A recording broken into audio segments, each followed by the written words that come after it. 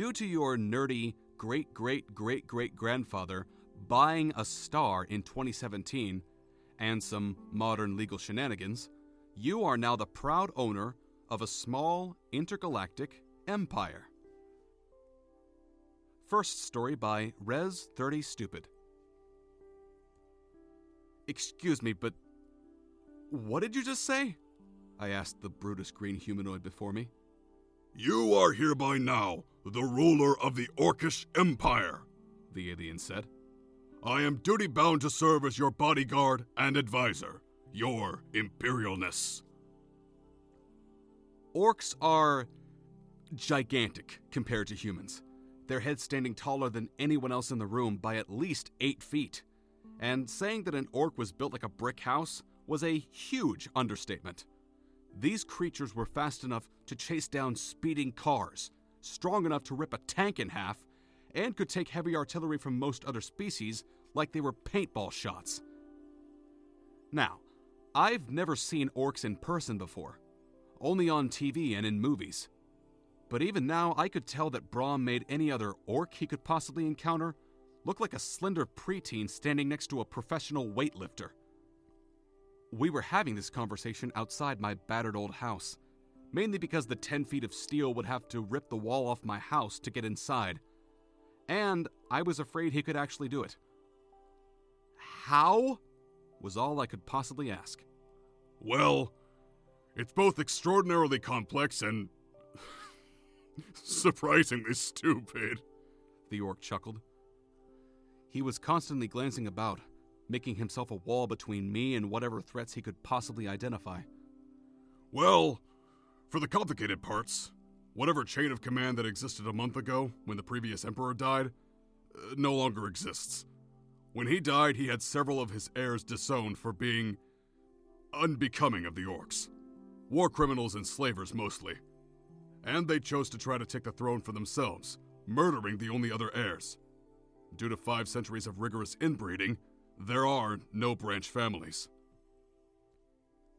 And how in the world do I figure into this? I asked. A barely legal star deed, the orc said as he held up a certificate. It was a name deed, one that laid claim to a binary star system somewhere in the Andromeda Galaxy. It was registered to a man named Gerard O'Loughlin. Your grandfather paid about $20 for his name to be given to a star, Braum chuckled. It barely constitutes to ownership of the whole star. But given the dire circumstances and to prevent civil war, it's the best we've got. Sheesh.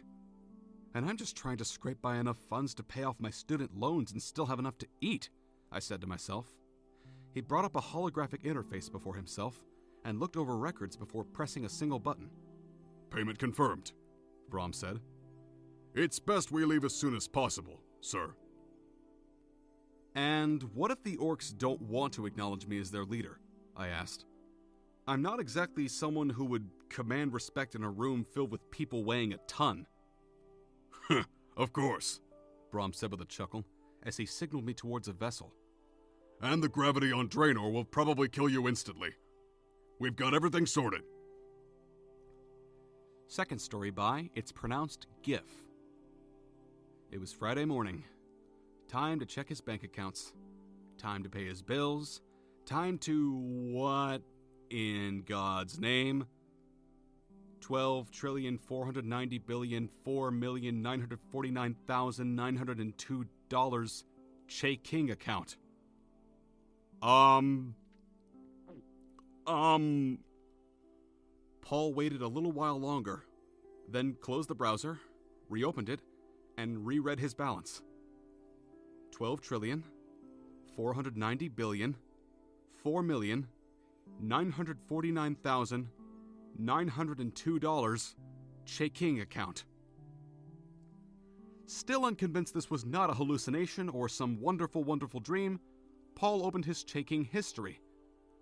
$832.21 Denny's pay. 12,490,004,947,902.01 C15375 Tribute. Tribute? Paul picked up his phone and dialed the bank. Hello, Mr. Thompson. How are you today? Answered a perky female. Fine. Is this a recording? She laughed. No recording for you, Mr. Thompson. We value our most valued customers. We know your time is more valuable than ours. Okay. How can I help you, sir? Paul searched for a way to start the conversation. What do you say when a number so large that you don't even know what it's called ends up in your bank account? When one week you wait an hour to complain about account fees and the next, they treat you like royalty. My account, he began. My Che-King.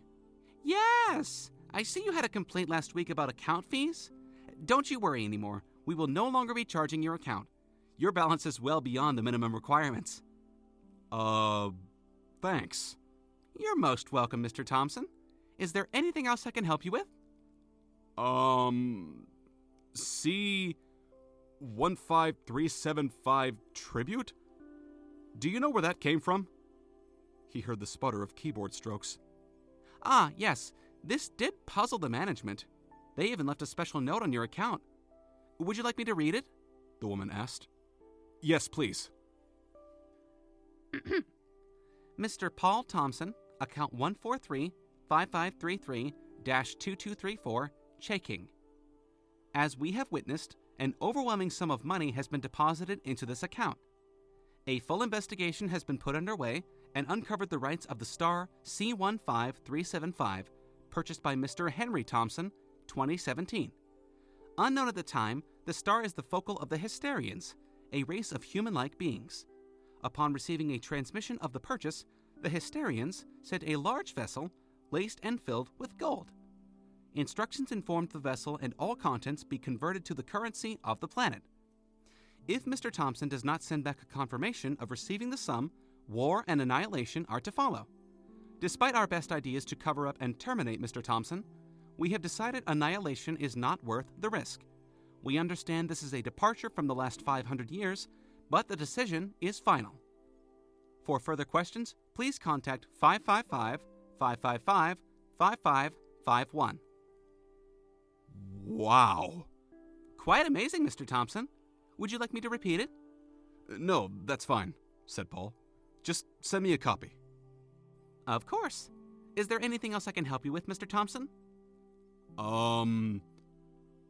Do you know how to purchase an intergalactic spaceship? Certainly, Mr. Thompson. Let me help you with that. Third story by Oscar Relentos.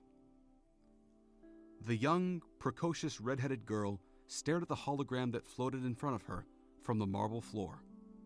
The video showed a man with a goofy smile and the fuzz of a beard growing on his face, holding up his camera as he vlogged and pointed at his computer screen at an image of the night sky. The man in the video zoomed in on one particular star system until a little fuzzy white star came into view.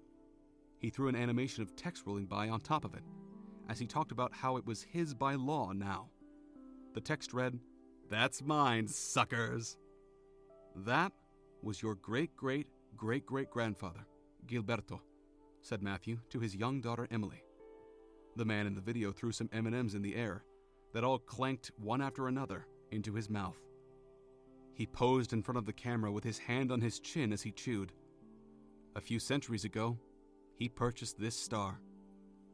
Matthew dropped the curtains of their mansion and pointed at the sun in the sky above their capital city. A few older, beaten-up flying cars passed through the view of the city in the sky, but the view was otherwise unobscured. They stared straight at the sun, as the windows had built-in protections from UV radiation. "I know the story," said Emily, rolling her eyes and looking at her father, like she was worried something more was the matter. Matthew put a hand in the air like there was more, as he limped over to a hologram. "Are you okay?" "Let me finish, sweetheart," said Matthew, as he laughed some to himself. Emily was never one to care much about history. She simply enjoyed the life of an intergalactic princess. Matthew took a moment to cherish the memories he had watching his only daughter grow up, as he started to cry. Matthew bit his knuckle with his teeth as he composed himself. I was in the wrong star system at the wrong time this past weekend. I'm healthy now, but I may not have much time, and I have to go back to our ancestors' home star to get the treatments they've held from the outer galaxies. What? Asked Emily, wandering his way through the hologram of their ancestor as he took a rocket ship into space as an older man. His beard floated up a moment while they were in space, before he went into hyperdrive to his new home. What do you mean? Matthew did his best to not look his daughter in the eyes a moment, and distracted himself from his emotions by watching their ancestor set foot on his new home as an old man. He set a flag down while wearing a thin astronaut suit as robots scattered from their spaceship to analyze the resources and begin building power plants, greenhouses, houses, and more for the needs of the planet. Gilberto looked straight into the flying camera of a drone and smiled with all his teeth as he gave an obscene gesture to the camera with both hands. You know, Gilberto, said Matthew, smiling as he remembered all the hilarious videos he'd watched of their ancestor. He forgot his pain for a moment. Gilberto was a man of strange talents, packaged into an odd exterior personality. He bought a star in his youth that became one of the more profitable little jump-off points for life in the outer galaxies. Emily noticed something in her father's eyes. Are you bleeding? She said, with a horrified face as she walked through the hologram of their ancestor, taking in the first breath of fresh air of their world. A whole chorus of other people followed behind, young and filled with life. They were only fetuses before they were raised on the planet. Emily studied the redness in the whites of his eyes.